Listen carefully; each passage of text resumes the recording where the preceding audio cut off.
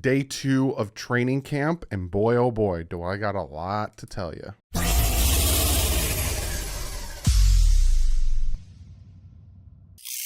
What is up, Finn fans? Yes, day 2 of training camp in the books. I just got my DirecTV installed, so your boys got the NFL Sunday ticket for the live streaming of this season. So this video's coming out probably about like an hour later than I wanted it to, but sacrifices, you know what I'm saying? But let's jump into this real quick though. Shout out to John, my new member. Thank you so much for joining. If you guys want to join the membership, hit that join button next to subscribe. And if you want to be a Patreon, that is also linked in the description below. So little tidbits of news before we get into some big banging move of plays, I guess you can say. The Dolphins signed guard Tyler Mars, and then they have a few players on the physically unable to perform list. And if you guys remember day 1 of training camp, what I talked about with physically unable to perform list, you literally can come off of that at any point. If you fail your conditioning, you go to the physically unable to perform list, the PUP. Then the next day, if you pass your conditioning, you get taken off of the physically unable to perform list. So I'm going to read off a bunch of names, and then I need you to take a deep breath and don't freak out about this, because being put on the PUP is nothing serious. But DJ Fluker, Devontae Parker, Landon Roberts, and Preston Williams are starting the training camp on the physically unable to perform list. Now everyone, I can hear a little bit of you guys going, just, it's fine. It's physically unable to perform list. It's nothing that serious. And Ornell Coleman, the undrafted tackle we took, is on the COVID list. Also, if you guys remember, I don't know how many videos ago I talked about the Dolphins reducing or restructuring Benardrick McKinney's contract. Well, it came out that they did reduce it by $4 million, and instead of having 3 years left on his contract, he can be a free agent next year. So, and I know some people are like, hey, well, why didn't they, they signed, but they didn't sign that contract. The Dolphins didn't sign that contract. So for people to say they should honor that contract, the Dolphins didn't sign that contract. Also, talking about the fiasco that happened yesterday, Xavier Howard was on the field. Pop up some videos of him working out, doing some bag drills, doing some things there and there. Got 2 videos for you. That's also why these training camp videos might come out a little later than I want to, because you got to wait for the videos to come out so I can give you guys some content, some videos. But yeah, Xavier Howard was out there, had his helmet on, was working. Can the Miami Dolphins fix the situation with Xavier Howard, or was the Miami Dolphins situation always, we will let you play this year and then you're going to be gone next year anyway? So, but he's on the field. Also, with no fans there, the guys the beat writers and, Travis Springfield, Omar Kelly, all these guys can't really tell you the depth, and all that stuff. So I can't give you that much in depth, but I have about 4 pages of information I'm going to tell you. So grab yourself a snack, sit down, buckle up. I got some information for you. I also have another video for you of Jalen Phillips dropping back. He's got the speed for it, and it would be really cool in, installment in that defense to really mess with people. I'm very excited for that. Now some plays. 7-on-7 tool looked good. Ball came out before wide receiver broke on their routes and tight press, and had even Omar Kelly said he had a real good zip on his arm. And then Omar Kelly said, well, we'll see. It's training camp. You got to sprinkle in a little bit of keep you down to ground, or a negativity, as people like to call it. But yes, looked good. McCourty working with the young guys, telling them where to go, kind of helping install that defense that he understood being in New England. Good to see that. The offensive line, a lot of mix matching. Again, they couldn't tell us who was where and what was doing what, but a lot of mix matching. Special teams tackling drill. They could not catch Jalen Waddle. He had 2 reps. Man was running all over the place. Javon Holland one-on-one tackling looks very smooth, very quick, running downfield, getting after the people. Very, very good. Now I got some plays for you. Allen Hurns with a nice slant catch from Jacoby Brissett. Quick connection also with Hunter Long. Tua with a nice zip to 15-yard out to Albert Wilson. Unfortunately, it was dropped. Got to catch those. You got to catch those. Tua to Fuller, a nice junk play on 7-on-7. And then Brown getting some running drills on 11-on-11. Malcolm Brown, that is. I'm hearing very good things about him in camp so far. Craven. I don't know who the heck Craven is. Craven with a pass breakup from Jacoby Brissett to Mayrick, the tight end. Then Tua picked off by Jerome Baker. I heard about it from Omar Kelly. He said it happened on the opposite end of the field, but there is your first interception. Here we go. Sky's falling. Everything is ending. Tua sucks. He's a bust. Oh my God. What are we going to do with ourselves? Go get Deshaun Watson. That was sarcasm for anybody who didn't pick that up. Then Eric Rowe blanketing all over Gesicki. Tua throws it to only where the receiver can catch it. Essentially, Gesicki puts his hand up, try to get it. Doesn't, but it was a very, very, very good coverage by Eric Rowe on Gesicki and a very good pass by Tua to try to fit it in there. But again, he was smart enough to know, I'm going to try to get it to him. I know what Gesicki can do, but I'm not going to try to force an interception. So he threw it where only the receiver can get it. And essentially what that means is, back shoulder throws or, sideline throws, either you're going to reach out and get it or it's going to go incomplete. Nice throw by that. Then RPO. Tua pulls the ball out of the running back's belly, throws a nice quick pass to, let me see if nope, they didn't say what the receiver was, breaks it off for a nice yak yards after catch. Great run by Myles Gaskin on the right side behind Jackson and Jermaine. Very good to hear some good run plays happen, but again, there's no pads on. So a lot of the run plays and a lot of that stuff, take with a grain of salt, sand, whatever you use in that term. Allen Hurns gets behind the defense and Jacoby Brissett overthrows what would have been a 40-yard pass, and Allen Hurns even tries to lay out to catch it. Not a good day by Jacoby Brissett. But then Jacoby Brissett comes back, throws a nice 15-yard dig to Robert Foster, finds the empty spot in that zone and gets that ball to him. Tua scrambles and has a big completion to Adam Shaheen. Nice play by Tua there. Sinet to Kirk Merritt for a nice yards after catch. Tua to Waddle. Pass break up by Terrell Bonds. You're going to hear his name one more time. Terrell Bonds had a nice day today as well. Then, again, sky's falling. Ginkle with an interception from Tua. Tua was trying to get the ball to Adam Shaheen. And then after the interception by Ginkle, Tua and Shaheen got together, had some conversation. It was a big miscommunication between Shaheen and Tua. Again, it has been known out there that the offense, the players are having a hard time understanding this offense. It's a little difficult for them.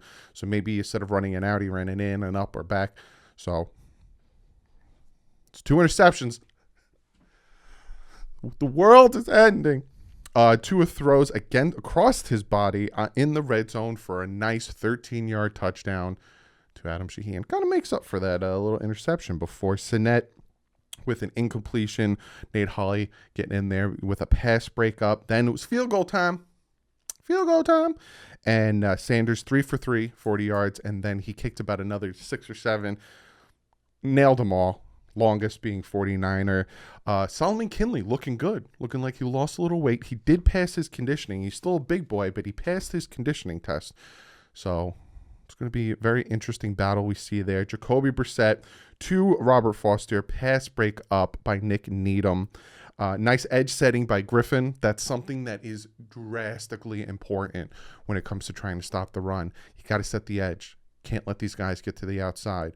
Very good play by Griffin. Terrell Bonds, again, I said you're going to hear his name again, jumps the route from Sinet. If not a high pass by Sinet, would have been a pick 6.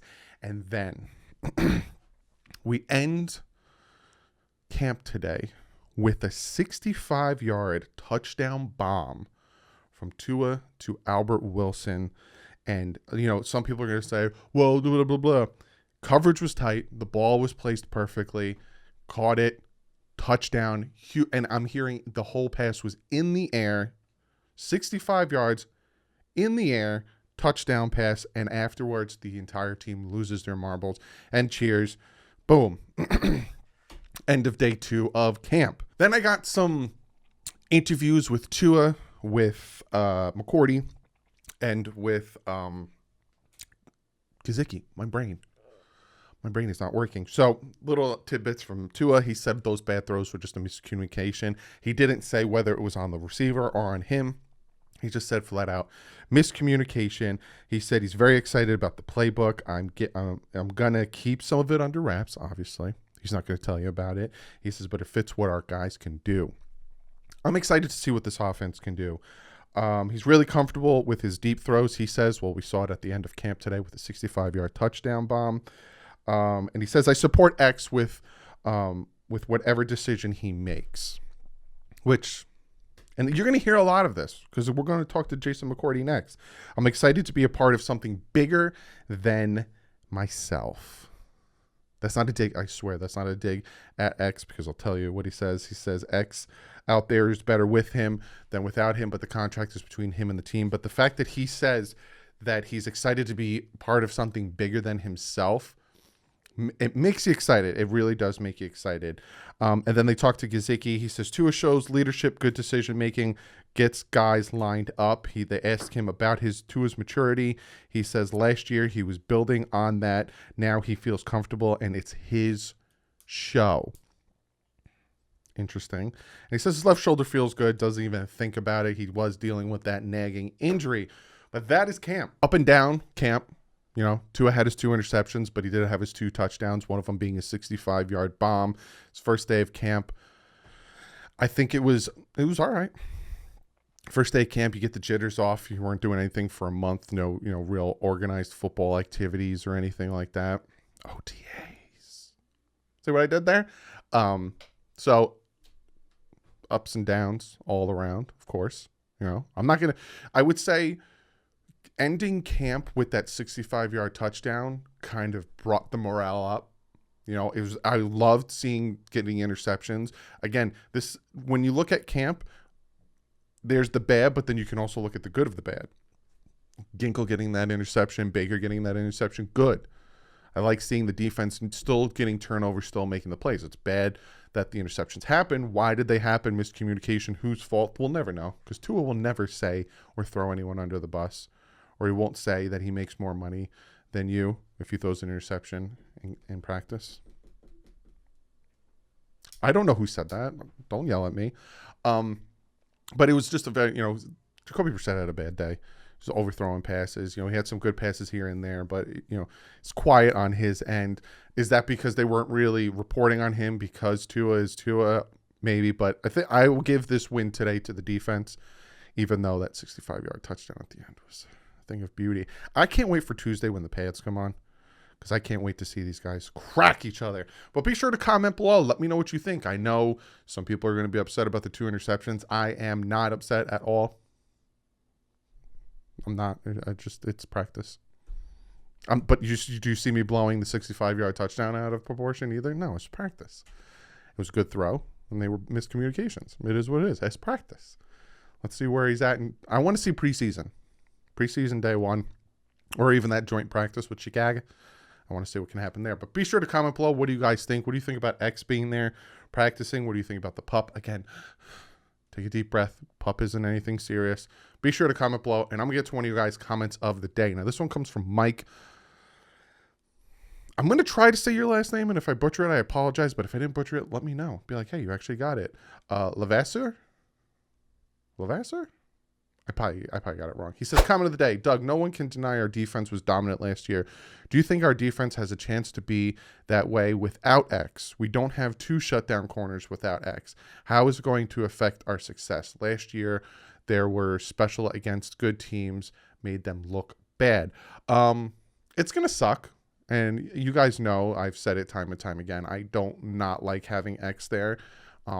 I'm still hopeful somewhat that the Dolphins can make it work, but I don't think so. I think the Dolphins will probably trade him, but I'm hopeful. I got a little bit of hope left that the fact that he's there, he has his helmet on, he's training. Is it because, he's showing good faith to teams that he might be traded to give him a bigger contract? Maybe, but I'm hoping they can make it work. But without him there, you just got to step up.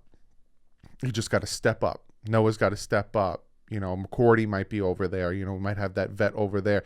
I think that might happen. I think that's why the Dolphins brought in as many corners as they did, because of that situation that they saw. They kind of watched from a distance, because I could see Jason McCourty taking his spot. We all want Noah to do it, and I would love for Noah to do it, but I think that's where the battle is. McCourty and Noah. They're going to compete, and the winner of that will get that spot if X is traded. Again, I hope he's not, but it's like a 80% chance he's going to be traded. They said 20, but most likely or not. Thank you for the comment, Mike. Like I always say, be sure to comment below. Be sure to follow me on Twitter, all that good stuff. Also, you guys know, check out my guys. Check out Backroom Collections. They got some fantastic artwork. They don't only do NFL teams. Use the promo code DDW. Get yourself 10% off. Very great artwork. Also, patchvibes.com. Great patches. They got the mug that I have over there. T-shirts that you see me wear. All that good stuff. Use the promo code DDW. Get yourself 20% off. And Miami Sports Music. If you know who Solo D is, him and Steven started this great network with me, TD, K Flexin, a bunch of other great podcasters. Go over, check it out. Other than that, I will see you tomorrow in day 3 of training camp. Like I said, normally it'll probably come out a little later because I'm waiting for all the information and I want to get you guys videos. I want you guys to see stuff, not just listen to my stupid voice. But like usual, stay classy. Fins up.